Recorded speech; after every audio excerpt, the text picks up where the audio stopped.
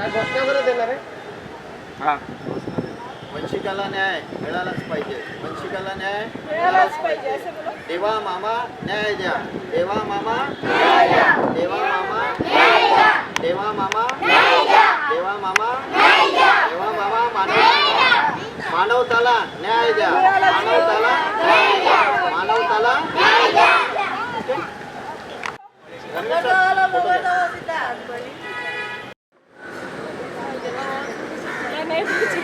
मामा तिचा मामा आपलाच मामा. ताई, आज तुम्ही ते उपोषणला बसल्या त्या मानवतानी देवा मामा मला न्याय द्या पोस्टर घेऊन बसलेली आहे. काय प्रमुख मागणी आहे तुमची? नमस्ते. आज आझाद मैदान मुंबई येथे आम्ही मानवता उर्फ वंशिका डोंगरे हिला न्याय मिळण्यासाठी उपोषण आजपासून सुरू केलेलं आहे. ही नागपूरला असते आणि मतिमंद मुलगी आहे जी स्वतः कुठलंही काम करू शकत नाही. तिच्या आईवरती सगळं डिपेंड असते आणि तिच्या वडिलांची जी प्रॉपर्टी होती जी तिच्या आजोबांच्या वंशपरंपरागत तिला मिळायला पाहिजे होती ती अजूनपर्यंत तिला मिळाली नाही. तिच्या संकेत डोंगरे जे तिचे चुलत भाऊ आहेत त्यांनी परस्पर ती हस्तांतरित करून घेतली आणि तिचं नाव तिच्या वडिलांचं नाव त्या सगळ्या प्रॉपर्टीमधून काढून टाकलं. माझी इथून हीच मागणी आहे की तिचे अधिकार तिचे हक्क तिला मिळावे. तिचं पुढचं आयुष्य आहे ते सुखकर होण्यासाठी आज ती या न्याय मागायला या आझाद मैदानाला आलेली आहे. नागपूरवरून आली आहे आणि माननीय मुख्यमंत्री साहेब आपले नागपूरचेच आहे. तर त्यांनी हा विषय एक जिव्हाळ्याचा घेऊन तिला कशा पद्धतीने लवकरात लवकर न्याय मिळवून देता येईल हा त्यांनी विचार करावा. महसूल खात्यात अंतर्गत माननीय बावनकुळे साहेब आहे. त्यांनीसुद्धा आम्ही पत्रव्यवहार ॲक्च्युअल सगळ्यांकडे केलेले आहेत परंतु अजूनही कुठलाही त्यावरती प्रत्युत्तर आम्हाला मिळाले नाही आहे. आज मी इथून विनंती करते की जेवढ्या लवकर होईल तेवढ्या लवकरात लवकर या मानवताला न्याय देण्यात यावा. जोपर्यंत न्याय मिळणार नाही किंवा कुठलेही पुढचे कारवाई होणार नाही तोपर्यंत हे उपोषण इथून असंच सुरू राहील की मी आज इथे सांगते. मी अनिता योगेंद्र कोलते जी आज मुंबईमध्ये शाळाबाह्य विद्यार्थ्यांसाठी रस्त्यावरती वस्तू विकणारे भीक मागणारे अशा मुलांसाठी मी ओपन एज्युकेशन या प्रोजेक्टमधून काम करते आणि अशातच माझंच इथे उपोषण चालू असताना नागपूरला उपोषण झालं. त्या अंतर्गतमध्ये हा विषय माझ्यापर्यंत आला आणि हा विषय आम्ही पडताळून बघितला की याच्यात किती सत्यता आहे काय आहे हे सगळं बघून आम्ही आज या विषयामध्ये हात घालत. एक सामाजिक कार्यकर्ते म्हणून मी माननीय मुख्यमंत्री साहेबांना विनंती करते की लवकरात लवकर या मुलीला न्याय देण्यात यावा. कारण ती तुमची लाडकी भाची आहे. लाडक्या बहिणींची जर मुलगी आहे तर तुमची लाडकी भाची आहे आणि तिने माननीय मुख्यमंत्री साहेबांचा फोटो हातामध्ये घेतला की देवा मामा मला न्याय द्यावा. आता खरंच देवा मामा कितीपर्यंत न्याय देऊ शकतात हे आज आम्ही इथून बघणार आहोत आणि मी इथून आपल्या जनतेला पण विनंती करते की आपण सर्वांनी यामध्ये सहभाग घ्यावा आणि तिला न्याय कसा मिळवून देता येईल तो आपण प्रयत्न करूया. धन्यवाद. देवा भाऊ नागपूरचे आहेत आणि नागपूरचे डोंगरे पण आहेत. बरोबर. इथपर्यंत यायला लागला म्हणजे काय नागपूरला जाऊ शकले असते नागपूरला काय न्याय भेटला नसता? नाही यांनी जसं यांना माहिती पडलं की यांचे नावं सगळे सातबारावरून काढलेले आहेत त्यानुसार त्यांनी प्रत्येक ठिकाणी चौकशी केली गेले पत्रव्यवहार केले परंतु त्यांना कुठलीही दाद कुठल्याही कार्यालयामध्ये मिळाली नाही. तहसील कार्यालय असेल मंडल अधिकारी असेल कुठेही यांना दाद मिळाली नाही आहे. कारण कुठेतरी मॅनेज केलेलं असं आम्हाला आढळून आलं किंवा कारण की सातबारा जर बघितलं तर सातबाऱ्यावर फक्त ते एकाच व्यक्तीचं नाव दिसलं आहे. तर मग हिच्या आजोबांचे जर 4 मुलं आहेत तर 4 मुलांपैकी मग बाकीचे मुलं गेले कुठे? एकच संख्येत नक्कीच जे ज्या म्हणजे जिल्हा पातळीवरून जिथे जिथे हे भ्रष्टपणा झालेले आहे त्या अधिकाऱ्यांवर कारवाई होणे गरजेचं आहे. जर सातबाऱ्यावर कोणी हाताने सातबारा तयार करू शकत नाही हा कार्यालयामधूनच निघत असतो आणि एकाच व्यक्तीचं जर नाव तिथे येतं तर नक्कीच तिथे कुठेतरी गोडबंगाल झालेला आहे कुठेतरी मॅनेज झालं हे सगळं लक्षात येतं. आणि यांनी जर दाद मागितली तर त्यांना धमक्यासुद्धा दिलेल्या जात आहेत की तुम्ही जर काही केलं तर आम्ही म्हणजे तुमचं वाईट करू किंवा जे असेल ते जीवे मारण्याची धमकी वगैरे ते हे खरं तर चुकीचं आहे. एक मतिमंद मुलगी, तिला तिचा न्याय द्यायला हरकतच काय आहे? प्रॉपर्टीवरचा एवढा लोभ करून जर एखाद्या मुलीवर तुम्ही अन्याय करताय तर चुकीचं आहे.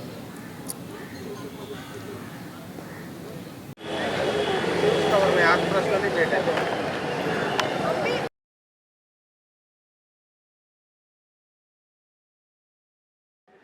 कैसे क्या बोल रहे भाई?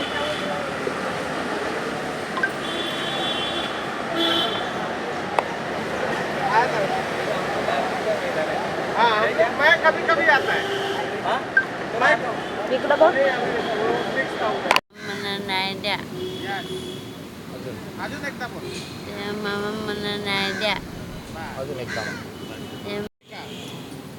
कोणाला न्याय मागायला आले? ते मामा. देवा मामाला. माझा फोटो दाखव आता जरा देवा मामाला. दाखव दाखव दाखव. आता बोल देवा मामाला मला न्याय द्या. ते मामा मला न्याय द्या. ते मामा मला न्याय द्या.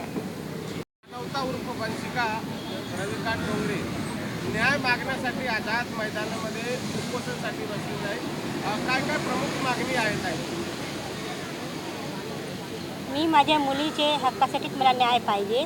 बाकी तर सर्व योगेंद्र सर अजून अनिता मॅडमने सांगितलंच आहे, त्याप्रमाणे त्यांच्या मी सहमत आहे त्या गोष्टीने.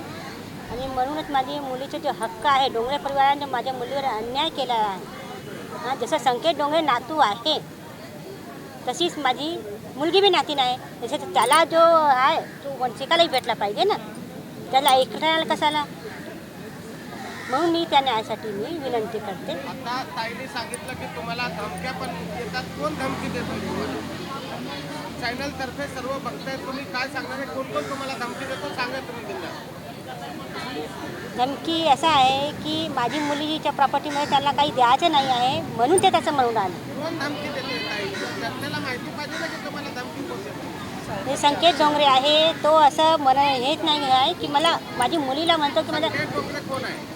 संकेत डोंगरे वंशिकाचे मोठे वडिलांचा मुलगा. अच्छा, मग ते सांगा ना की ते आम्हाला धमकी देतात. हां, तर ते आम्हाला धमकी देतात की तुम्ही तुमच्या मुलीला काही भेटणार नाही असे म्हणून आले. ते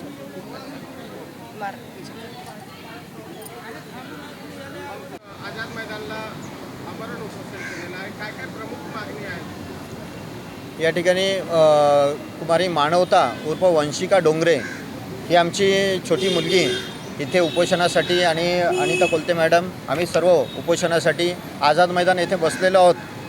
आमची प्रमुख मागणी अशी आहे की वंशिकाचे वडील स्वर्गीय रविकांतजी डोंगरे हे सन 2003ला हे यांचा मृत्यू झाला आणि वंशिकाचा जन्म हा 2000ला झालेला होता, 2000 साली.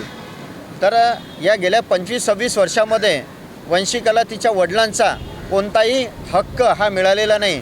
म्हणजे 3 वर्षाची असताना तिच्या वडिलांचं छत्र हे हरवलेलं आहे आणि तिची आई या वंशिकाचा मानवताचा सांभाळ करत होती. आणि ही मानवता ही स्वर्गीय माजी आमदार सुखदेवरावजी डोंगरे जे तिरोळ्याचे आमदार होते, जवळपास 10 वर्ष त्यांनी तिरोळा मतदारसंघामध्ये आमदार म्हणून ते सर्वांना परिचित होते. आणि आमदारांच्याच नातीला आज गेल्या म्हणजे 25 वर्षामध्ये न्याय मिळत नाही आणि त्यासाठी आझाद मैदान येथे न्याय मागण्यासाठी यावं लागते. ही खरं तर संपूर्ण विधानसभा, विधान परिषद आणि संपूर्ण मंत्रालयाची महाराष्ट्राची शोकांतिका आहे. म्हणजे आमदाराच्या नातीला जर न्याय मागायसाठी आझाद मैदानाला यावं लागतं तर सामान्यांचं काय, असा हा प्रश्न आहे. आम्ही NGOच्या माध्यमातून हा संपूर्ण प्रश्न आमच्याकडे आला आणि याची संपूर्ण एक आम्ही थोडक्यात सर्वे केला, इन्व्हेस्टिगेशन केलं एक प्रायोगिक तत्वावरती. आणि त्यामध्ये असं लक्षात आलं की वंशिकाच्या वडिलांची जी काही संपूर्ण प्रॉपर्टी होती, तिचा जो काही हक्क होता, कारण ती एकटीच आहे, तिला काही 2-4 भाऊ नाही आहेत.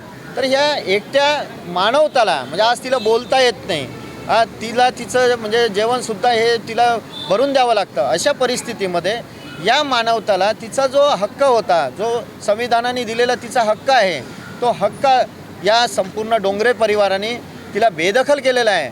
आणि मानवताच्या 28 शाळा जवळपास 4 ते 5 जिल्ह्यांमध्ये आहे आणि एवढं मोठं म्हणजे शैक्षणिक क्षेत्रामध्ये हजारो लोक या मानवताच्या नावाच्या शाळांमधून बाहेर पडतात आणि या गरीब लेकराला आज आझाद मैदानावर यावं लागलं, उपोषण करावं लागलं, स्वतःचा न्याय मागण्यासाठी यावं लागलं, कारण ती बोलू शकत नाही, जाणार कोणाकडे. आज या ताई इथं बसलेल्या आहेत, वनिता ताई, का तिचं पालनपोषण करणार का न्यायासाठी सरकारी दप्तरामध्ये जाणार आहे. आज काय परिस्थिती आहे महाराष्ट्रामध्ये सर्वांना माहिती आहे का, आपल्याला कितपत न्याय मिळतो आहे. परंतु या ठिकाणी आम्ही न्याय मागण्यासाठी आलेलो आहोत.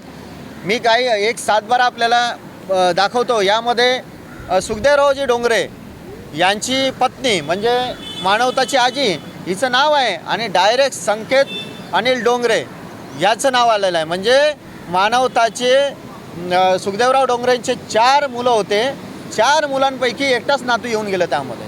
अशा पद्धतीचं यामध्ये गोडबंगाल झालेलं आहे. काही सरकारला जमिनी विकल्या गेलेल्या आहेत, कारण गोसी खुर्दच्या प्रकल्पामध्ये जमिनी गेलेल्या आहे, राष्ट्रीय महामार्गामध्ये जमिनी गेलेल्या आहेत.